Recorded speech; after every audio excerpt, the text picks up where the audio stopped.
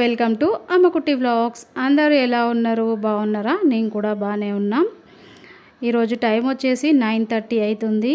ఇంతవరకు పిల్లలకి నేను పాలు పోయలేదు, టిఫిన్ పెట్టలేదు. ఎందుకంటే సిలిండర్ అయిపోయింది కాబట్టి ఇంకా వంట దగ్గరికి అయితే పోలేదు. ఇప్పటికే చాలా ఎండ అయితే స్టార్ట్ అయిపోయింది. ఇక్కడ మా మిల్కమ్మనేమో ఆకలి అవుతుంది అని చెప్పేసి బిస్కెట్ తింటుంది. పాలైతే వచ్చినాయి కానీ ఇంకా మరిగించలేదు అనమాట. అలా పక్కన పెట్టేసుకున్నా. ఇప్పుడు మా స్మైలమ్మ లేచి కూడా బ్రష్ వేసుకొని బిస్కెట్ తినమని అయితే చెప్పేసిన ప్రస్తుతానికి. ఇంకా ఆలోపుగా మా ఆయననైతే బయటికి వెళ్ళి కట్టెలు అయితే కొనుక్కొచ్చారు. మేము ఇక్కడ కట్టెలు దొరకవండి, కట్టెలు కూడా కొనుక్కొచ్చుకున్న తర్వాత నేను ఇక్కడ పొయ్యి అయితే సెట్ చేస్తున్నా. మా ఆయననేమో తీసుకొచ్చిన కట్టెలు కొంచెం పెద్దగా ఉన్నాయని చెప్పి చిన్నగానని కొట్టేస్తాడు. పాపం మా ఆయనకు కూడా పొద్దున్న లేచి బ్రష్ వేసుకొని స్నానం చేసిరు కానీ తనకి ఇంతవరకు ఒక కప్పు టీ కూడా పోయలేదు నేను. ఈ గ్యాస్ తోటి చాలా ప్రాబ్లం అవుతుందండి. సిలిండర్లు అస్సలు దొరకట్లేదు, బుక్ చేద్దామన్నా కూడా బుక్ అవ్వట్లేదు. అందులోనూ ఎండాకాలము, పిల్లలకేమో ఎగ్జామ్స్. ఈ సిచ్యువేషన్లో గ్యాస్ సిలిండర్ అయిపోయేసరికి నాకు మాత్రం చుక్కలు కనబడుతున్నాయి. ఎందుకంటే మా సైడ్ అయితే ఎండలు బాగా కొడుతున్నాయి. అందుకే ఎండాకాలం వచ్చిందంటే నేను పొద్దున్న 8:30, 9 వరకల్లా వంట చేసుకొని వంట రూమ్లో నుంచి వచ్చేస్తా. మిగతా ఏ పనులు ఉన్నా సరే వంట కంప్లీట్ చేసుకున్న తర్వాతనే చేస్తా. అంత ఎండ ఎక్కువగా ఉంటుంది. కానీ ఈరోజు మాత్రం ఇక్కడ నేను పొయ్యి ముట్టించేసరికి ఆల్రెడీ 10:15 ఏమో అవుతుంది. ఇంకా పొయ్యిని తీసుకొచ్చి సెట్ చేసుకొని మా ఆయన కట్టలు చిన్నగా కొట్టిన తర్వాత ఇంకా పొయ్యి ముట్టించేద్దామనేసరికి పొయ్యి అయితే అస్సలు అంటడం లేదు. ఇప్పటికే ఎండ బాగా అయిపోయింది. నేనైతే పొయ్యి ఇంటి వెనకాల వేప చెట్టు ఉంది కదా, అక్కడనైతే సెట్ చేసుకున్నా, కొంచెం నీడైనా వస్తుంది కదా అని చెప్పేసి. కాకపోతే ఇంట్లో నుంచి అన్ని సామాన్లు ఇక్కడ వెనకాల వరకు తీసుకొచ్చుకోవాలంటే కొంచెం కాళ్ళు అయితే నొప్పులు వచ్చేస్తాయి. కానీ తప్పదు కాబట్టి ఇంకా పెట్టేసిన. ఇంకా పొయ్యి అంటిన తర్వాత పాలైతే పెట్టేసుకున్నా.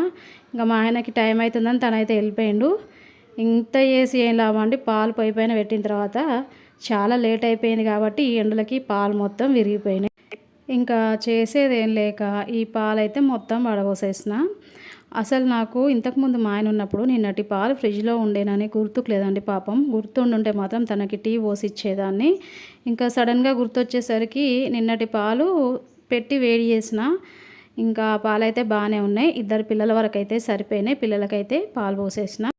పిల్లలకి పాలు పోసేసరికి 11 అయితే అయింది. ఇంకా ఎండ ఎక్కువయ్యేసరికి పిల్లలు చాలా ఉబ్బరిస్తాను మమ్మీ, ఇంకా స్నానం ఎప్పుడు చేయాలంటే సర్లే అని చెప్పి పిల్లలకి ఫస్ట్ పొయ్యి పైన వేడి నీళ్ళు అయితే పెట్టేసి, పిల్లలకి ఎంత ఎండాకాలం అయినా సరే చల్లటి వాటర్ స్నానం చేసుకుంటే పడదండి, జలుబు అవుతుంది. అందుకని చెప్పేసి మరీ చల్లగా కాకుండా మరీ వేడిగా కాకుండా గోరువెచ్చటి వాటర్ అయితే స్నానానికి పోస్తా. అందుకని చెప్పేసి పిల్లలకి వాటర్ పోసేసిన తర్వాత మళ్ళీ పిల్లలు ఆకలి అవుతుంది అనేసరికి అప్పటికప్పుడు ఏం చేయాలో అర్థం కాక ఇంకా ఇంట్లో కొంచెం శనగపిండి ఉంటే ఇంకా మిర్చి బజ్జీలు అయితే వేస్తున్నా. ఇంత ఎండకి మిర్చి బజ్జీలు అని మీరు అనుకోవచ్చు, కానీ ఇదైతే కొంచెం ప్రాసెస్ ఈజీగా ఉంటుందని చెప్పేసి అయితే నేనైతే వేస్తున్నా. ఇంకా నేను ఇక్కడ మిర్చి బజ్జీ వేసి పిల్లలకి ఇచ్చేసరికి 12 అయితే అయింది. ఇంక ఇప్పుడైతే వంట చేసేయాలి. ఫస్ట్ అయితే పిల్లలకి ఇచ్చేసాను అనుకోండి, వాళ్ళు తింటే కొంచెం వంట లేట్ అయినా కూడా పిల్లలు ఆగుతారు అనమాట. ఎలాగో ఈరోజు వంట లేట్గానే అయ్యేటట్టుంది.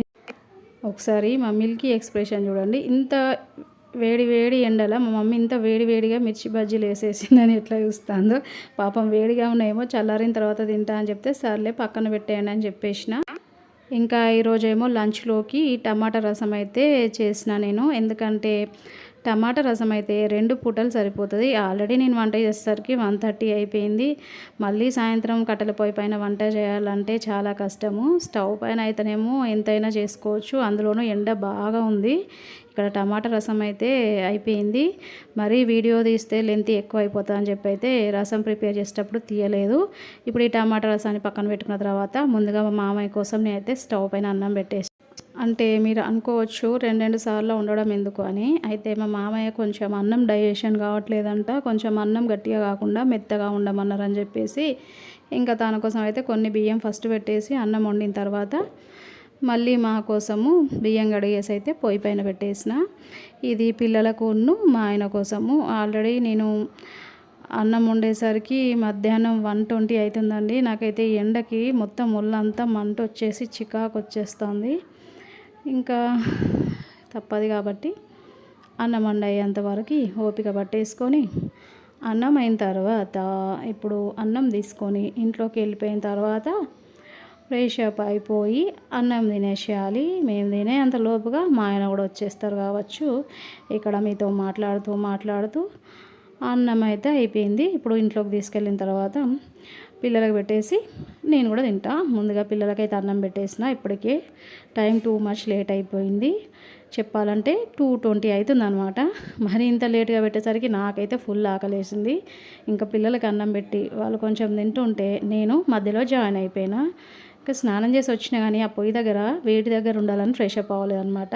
ఇంకా ఇంట్లోకి వచ్చినాక రెడీ అయిపోయి పిల్లలతో పాటు నేను కూడా జాయిన్ అయ్యి తింటున్నా. మా ఆయనకు ఫోన్ చేస్తేనేమో వంట అయిందా, ఇంకా లేట్ అవుతుందా, నేను వచ్చే వరకు లేట్ అవుతుందా అని చెప్పేసారు. ఆల్రెడీ 2:30 అయిపోతుంది. ఇంకా తను వచ్చే వరకు ఉంటే మాత్రం నేనైతే ఆకలికి చచ్చిపోతానేమో. అందుకే నేను కూడా పిల్లలతో పాటే తింటున్నా. మొత్తానికైతే సిలిండర్ లేక ఈరోజు ఎండలో కూర్చొని వంట చేసేసరికి నా మొహం అయితే వాడిపోయింది. చూడండి, మీకు నా కలర్ కొంచెం తేడా వచ్చేసింది కదా. ఇంకా సిలిండర్ వచ్చే వరకు నా మొహం ఎలా చేంజ్ అవుతుందో ఏమో చూసుకోవాలి. మరి ఇదండి ఈరోజుటి వ్లాగు. మీకు నచ్చిందా? నచ్చితే లైక్ చేయండి, నాకు సపోర్ట్ చేయండి. మన అమ్మకుట్టి ఛానల్ని సబ్స్క్రైబ్ చేసుకోండి. ఓకేనా? నెక్స్ట్ వీడియోతో మళ్ళీ కలుద్దాం.